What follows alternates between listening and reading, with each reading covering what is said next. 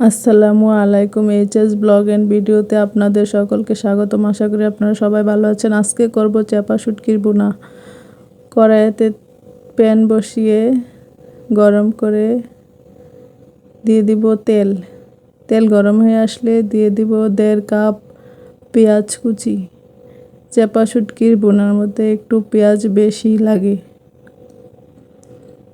পেঁয়াজ নাড়াচাড়া করে নরম করে নিব। নরম হয়ে আসলে 4-5টা রসুন ছিলে রসুনের কোয়া দিয়ে দিব। রসুনের কোয়া দিয়ে ভালো করে মিশিয়ে ভেজে নিব 5 মিনিট, হালকা বাদামি হওয়া পর্যন্ত। বাদামি হয়ে আসলে দিয়ে দিব চাপা শুটকি। চাপা শুটকি গরম পানি দিয়ে ধুয়ে রেখেছিলাম।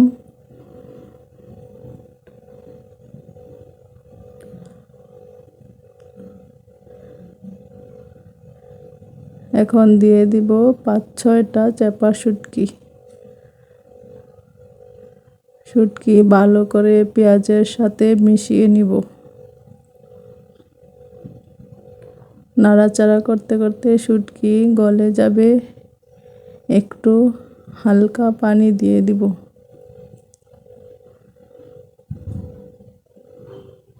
পানি দিয়ে নাড়াচাড়া করে পানিটা শুকিয়ে আসলে তারপর দিয়ে দিব 3 চামচ মরিচের গুঁড়া, 1 চামচ হলুদ, পরিমাণ মতো লবণ দিয়ে ভালো করে মিশিয়ে নিব।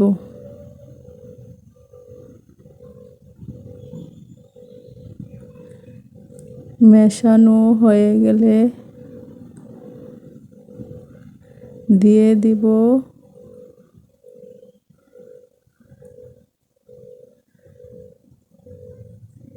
1.5 কাপের মতো পানি।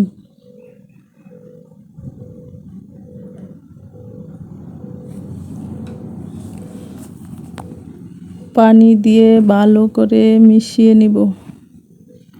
মিশানো হয়ে গেলে ঢাকনা দিয়ে ঢেকে দিব 5 মিনিটের জন্য।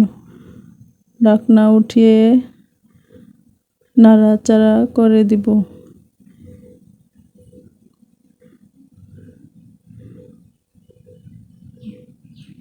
একটু পর পর নাড়াচাড়া না করলে নিচে লেগে যেতে পারে। তারপর দিয়ে দিব 5-6টা কাঁচামরিচ কুচি। কাঁচামরিচ দেওয়ার পর আর ঢাকনা দিয়ে ঢাকবো না। ঢাকনা দিয়ে ঢাকলে কাঁচামরিচের কালার সুন্দর থাকে না। অপেক্ষা করব তেলটা উপরে ভেসে আসা পর্যন্ত। তেলটা ভেসে আসলে উঠিয়ে নিব। ভিডিওটি ভালো লাগলে লাইক, কমেন্ট, শেয়ার করে দিবেন।